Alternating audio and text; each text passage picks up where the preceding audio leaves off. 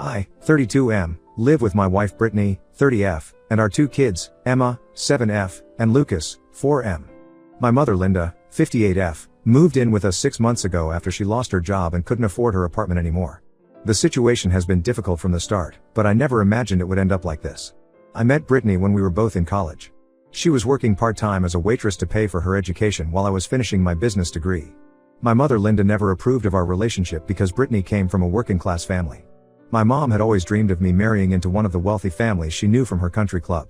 When Brittany got pregnant with Emma during our final year of college, my mother completely lost it. She tried everything to break us up, from offering to pay for an abortion, which we didn't want, to threatening to cut me off financially. I had a trust fund from my late father that I was set to receive at 25, and she threatened to contest it if I stayed with Brittany. She even went as far as setting up blind dates with other women behind Brittany's back. But I stood my ground. I loved Brittany and wanted to be there for her and our baby. We got married in a small ceremony that my mother refused to attend. I started working at my friend's tech startup while finishing my degree, and Brittany took a semester off but went back to complete her education after Emma was born. We struggled initially but made it work. Over the years, my mother maintained a cold but civil relationship with Brittany.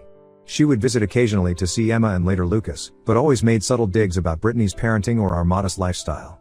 Brittany handled it with grace, never responding to the provocations and always encouraging the kids to have a relationship with their grandmother. Things changed 6 months ago when my mother lost her job as an event coordinator at the country club. She had worked there for 15 years, but apparently had a falling out with the new management. At 58, she struggled to find another job that would pay enough to maintain her lifestyle. She quickly fell behind on her rent and was facing eviction. Brittany was actually the one who suggested we let her move in with us. I was hesitant because I knew how my mother could be, but Brittany insisted it was the right thing to do. We have a 4-bedroom house, so we converted our home office into a bedroom for my mother. The first few weeks were awkward but manageable. My mother helped with cooking and watching the kids after school, which allowed Brittany to pick up extra shifts at the pharmacy where she works. The problem started gradually. At first, it was just little comments about how the house wasn't clean enough or how the kids watched too much TV.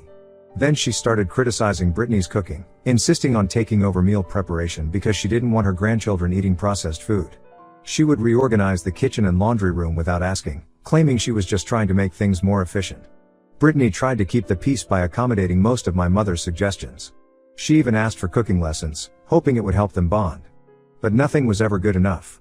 My mother would criticize how Brittany dressed the kids for school, saying Emma's clothes were too casual and Lucas's haircuts were too long. She complained about the kids' packed lunches, saying Brittany was feeding them too much sugar when she included a small cookie or juice box. The situation escalated when Emma started learning to ride her bike without training wheels. Brittany and I spent a weekend teaching her in our driveway. Like any kid learning to ride, she had a few falls. One fall was a bit harder than the others, and she got some bruises on her arms from trying to catch herself. We immediately took her to urgent care to make sure nothing was broken. The doctor checked her out and said she was fine, just some normal bruising that would heal in a few days. Last week, I was at work when I got a panicked call from Brittany. She was crying and said there were police officers at our house. I rushed home to find 2 police officers and a CPS worker interviewing Brittany in our living room. My mother had called them claiming Brittany was physically abusing the kids. She showed them pictures of Emma's bruises from the bike accident as evidence, completely leaving out the context of how they actually happened. I was able to pull up the photos on my phone showing Emma learning to ride her bike, falling, and our subsequent visit to urgent care. We also had the doctor's report documenting that the injuries were consistent with a bicycle fall. The officers and CPS workers seemed satisfied with our explanation, especially after interviewing Emma, who excitedly told them about learning to ride her bike. When they left, I confronted my mother. Instead of showing any remorse, she doubled down. She said she had been observing Brittany's behavior and was convinced something was wrong. She claimed she had seen other suspicious bruises on the kids, completely normal childhood scrapes and bumps, and that Brittany was too rough when disciplining them. Completely false. We don't even believe in spanking. I lost it. I told her to pack her bags and get out of our house immediately. She started crying and saying I was choosing my wife over my own mother. She brought up how she raised me alone after my father died in a car accident when I was 7, and how she sacrificed everything for me. But I couldn't listen to her manipulations anymore. I gave her $500 for a hotel and told her she had 2 hours to pack her essential belongings. She could arrange to pick up the rest of her things later when I was home to supervise. My sister Amy, 35F, is furious with me. She says I'm being cruel and that our mother was just worried about her grandchildren. She doesn't seem to understand how serious it is to make false abuse allegations that could have resulted in our children being taken away.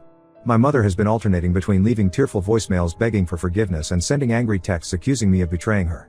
Brittany is traumatized by the whole incident. She keeps wondering if my mother might try something like this again or what other lies she might spread about her. The kids are confused about why grandma left so suddenly, and it breaks my heart to try explaining it to them in a way they can understand. I've blocked my mother's number and told my sister that there will be no reconciliation. Some might say I'm being too harsh, but I believe trying to destroy your son's family by making false abuse allegations crosses a line that can't be uncrossed. But with all the family drama and pressure to forgive her, I need outside perspective. Ida? Update 1. It's been 2 weeks since I kicked my mother out, and the situation has gotten much worse than I expected. I thought removing her from our house would solve the problem, but she's been causing even more chaos from the outside. Last week, my cousin Mark sent me screenshots from our extended family WhatsApp group that I left years ago. My mother has been posting long messages in the group almost daily, telling horrible lies about Brittany. She's claiming that Brittany is an alcoholic who regularly comes home drunk and hits the kids. She said Brittany locks the kids in their rooms without food as punishment and that I'm too scared of Brittany to do anything about it. These accusations are completely absurd. Brittany works as a pharmacy technician and takes her job very seriously. She barely drinks, maybe a glass of wine on special occasions. We've never believed in physical punishment, and both of us agree that withholding food is abuse. But my mother has been spinning normal parenting moments into something sinister. For example, she posted about how Brittany starves the kids because she monitors their sugar intake and doesn't let them have unlimited snacks. She twisted the fact that we have child locks on the kids' bedroom doors, which we installed when Lucas was 2 and kept trying to wander downstairs at night, into evidence of Brittany imprisoning them. The worst part is that some of our relatives are actually believing these lies. My Aunt Patricia called me crying about how she should have noticed the signs of abuse when she visited last Christmas. My Uncle Robert, who I've always respected, sent me a long email about how turning a blind eye to child abuse makes me just as guilty. 3 of my cousins have reported Brittany's social media accounts as abusive and try to get them shut down. My sister Amy finally came to see me yesterday and revealed some disturbing information. Apparently, my mother had been planning this campaign against Brittany for months before the CPS incident. Amy found a notebook in my mother's things when helping her move into the hotel. It contained detailed documentation of what my mother called suspicious behavior. She had been secretly taking photos of every minor scrape or bruise on the kids, normal things like Emma skinning her knee on the playground or Lucas bumping his head on the coffee table. The notebook had dates, times, and her twisted interpretation of how these injuries must have happened. She even wrote down every time Brittany raised her voice or seemed aggressive, like when Brittany yelled stop because Lucas was about to touch the hot stove, or when she firmly told Emma to stop running by the pool. But the most shocking part was learning about the voice recorder. My mother had bought a small recording device that looked like a decorative pin. She would wear it around the house, trying to catch Brittany saying or doing something abusive. Amy listened to some of the recordings and said they only captured normal family life, kids crying over homework, Brittany singing while cooking, regular parent-child conversations about behavior and consequences. But my mother had written her own sinister interpretations of these mundane interactions. When she couldn't get the evidence she wanted from her recordings, she decided to use Emma's bike accident as her opportunity. She had taken close-up photos of the bruises while pretending to apply arnica cream that evening. She even tried to question Emma alone about how she really got hurt, but Emma kept excitedly telling the bike learning story. I'm absolutely disgusted by this level of calculated manipulation. Brittany had a panic attack when I told her about the secret recordings. She keeps wondering what else my mother might have documented and twisted. We've had to explain to Emma's school and Lucas's daycare that their grandmother is not allowed to pick them up or have any contact with them. We also told them to be on alert for any attempts by her to spread her lies to school staff. I've contacted a lawyer about getting a restraining order. The lawyer said my mother's behavior shows a concerning pattern of harassment and defamation, and we have a good case for getting legal protection. We're gathering all the evidence, the notebook Amy found, the WhatsApp messages, the fake abuse reports on social media. My sister is now conflicted about the whole situation. She admits that finding the notebook and recording shocked her, and she understands why we're pursuing legal action. But she still thinks there might be a way to resolve this without destroying the family. She suggested family counseling, but I told her that ship has sailed. You can't come back from trying to have someone's children taken away. I've started responding to relatives who believed my mother's lies. I sent them photos and documentation of the bike accident, along with security camera footage from our driveway showing the exact moment Emma fell. I also shared screenshots of Brittany's work schedule to prove she's not out drinking, and our Ring camera footage showing normal family life. Those who still choose to believe my mother's lies despite clear evidence to the contrary have joined her on my blocked list. Brittany is trying to stay strong for the kids, but I can see how much this is affecting her. She's always been proud of being a good mother, and having her reputation attacked like this is devastating. The kids sense something is wrong but don't fully understand. Emma asked me yesterday if Grandma was mad at us because we're bad, and it broke my heart. We're trying to shield them from the drama while still being honest in an age-appropriate way. Update 2. It's been about a month since my last update, and some unexpected information has come to light. The restraining order is in place, which has helped reduce my mother's direct harassment. She can no longer contact us or come within 500 feet of our home, the kids' schools, or Brittany's workplace. But the family drama continues, just in a different way. Last weekend, my uncle Kevin, my mother's younger brother, asked to meet me for coffee. He's always been the most level-headed member of the family and stayed neutral during this whole mess. During our meeting, he revealed something that puts my mother's behavior in a new light, though it definitely doesn't excuse it. According to Kevin, my mother had been seeing a therapist for the past 3 years, something she kept hidden from everyone.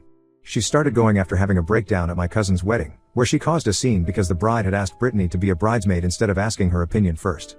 The therapist diagnosed her with severe anxiety and possibly some paranoid tendencies that they traced back to my father's death 25 years ago. For context, my father died in a car accident when I was 7. He was driving home late from work in bad weather, and his car slid off the road. My mother had asked him to stay home that night because of the storm, but he had an important meeting the next morning. She's always carried guilt about not insisting harder that he stay home. The therapist had specifically warned my mother about her tendency to project her trauma onto situations involving child safety. Apparently, she would obsess over worst-case scenarios and convince herself that by spotting danger signs early, she could prevent tragedies. She was making progress in therapy, but then she lost her job and her insurance 6 months ago, right before moving in with us. Kevin showed me some of my mother's old therapy journals that she had left at his house for safekeeping. Reading them was eye-opening. She wrote about having nightmares where she would see my father's accident, but with me or the kids in the car instead. She described feeling overwhelming anxiety whenever Brittany would drive the kids anywhere, convinced something terrible would happen. Her writings became increasingly paranoid after stopping therapy, focusing more and more on protecting the kids from imagined dangers. The therapist had specifically cautioned her about catastrophic thinking regarding child safety and warned her that her anxiety might make her see danger in normal situations. There were notes from sessions where they worked on distinguishing between real and imagined threats, and exercises for managing her urge to control situations. This information helps explain some things, like why she became so fixated on documenting every little injury and why she interpreted normal parenting moments as signs of abuse. She couldn't save my dad, so she transferred all that unresolved trauma and guilt onto this situation with my kids. My sister Amy, after learning about mom's mental health struggles, thinks we should be more understanding and try to help her get back into therapy. She even offered to pay for it since mom still hasn't found a new job. But while I feel sad about my mother's mental health issues, it doesn't change my decision to maintain firm boundaries. Having mental health struggles doesn't give anyone the right to try destroying someone else's life. My mother chose to stop therapy when she lost her insurance, but she could have told us she needed help. Instead, she let her paranoia escalate to the point of making false abuse allegations that could have torn our family apart. Brittany suggested that we could consider supervised visits with the kids in the future if my mother gets back into therapy and shows real change. But she made it clear that she'll never be comfortable having my mother in our home again, which I completely understand. The trust is permanently broken. Some family members are now using my mother's mental health as another way to pressure us into reconciliation. They say we're being cruel by maintaining the restraining order when she's clearly unwell. But I see it differently. Her mental health issues help explain her behavior but don't excuse it. She made conscious choices to document, plan, and execute her campaign against Brittany. That shows enough awareness to be responsible for her actions. Update 3, it's been 6 months since everything happened, and I wanted to give a final update. My mother is still living with my sister Amy, and we haven't spoken directly despite her numerous attempts to reach out through other family members. Last month, she sent a lengthy letter through my uncle Kevin. In it, she apologized for her actions and said she's been back in therapy for the past 2 months. She wrote about understanding how her anxiety and unresolved trauma led to her behavior. However, near the end of the letter, she still included comments about how she notices Brittany doesn't dress the kids warmly enough and how Lucas seems anxious around his mother. This showed me that despite therapy, she hasn't really changed her core beliefs about Brittany. She also requested to see the kids during the upcoming holidays, suggesting supervised visits at my sister's house. She wrote that Emma and Lucas shouldn't be punished for her mistakes. But in the same paragraph, she mentioned that she still believes Brittany is not a good influence and that she worries about the kids' emotional well-being. I didn't bother responding to the letter. Brittany and the kids are doing much better now that things have settled down. We've established new family traditions without my mother. We spend more time with Brittany's family, who have been incredibly supportive throughout this ordeal. Brittany's parents often have the kids for weekend sleepovers, and her sister brings her kids over for weekly playdates. It's beautiful seeing the kids surrounded by family who genuinely love and support all of us. Emma still occasionally asks about grandma, especially when she sees her cousins with their grandmother. We've been honest with her in age-appropriate ways, explaining that sometimes adults make choices that hurt others, and while we can forgive them, we still need to protect ourselves from being hurt again. Lucas, being younger, doesn't really remember much about my mother anymore. The family pressure for reconciliation has increased with the holidays approaching. Amy keeps sending photos of my mother with her kids, trying to show me how good she is with them. Several relatives have attempted to guilt-trip me by saying this might be my mother's last holiday season. She's perfectly healthy, they're just being dramatic. My aunt even tried to arrange a surprise meeting by inviting us to what was supposed to be just a family lunch, but my mother was there. We left immediately. I've made peace with my decision to keep my mother out of our lives. Brittany and my children's well-being comes first. The relatives who initially believed my mother's lies have mostly come around after seeing the evidence and witnessing her continued behavior. Those who still side with her are no longer part of our lives either. My sister tells me mom cries every time she sees pictures of the kids on social media, and that she keeps their old rooms at her house exactly as they were, hoping they'll visit someday. While this makes me sad, it also reinforces that she's still not dealing with reality. She's created this narrative of herself as the victim who lost her grandchildren, completely ignoring the fact that her own actions caused this situation. I know some people might think I'm being too harsh by maintaining these boundaries, especially given my mother's mental health struggles. But I've learned that sometimes loving someone means accepting that you can't have them in your life. My priority is protecting my wife and children from toxic behavior, even when it comes from family. We're focusing on moving forward and creating positive memories with people who respect and support our family unit.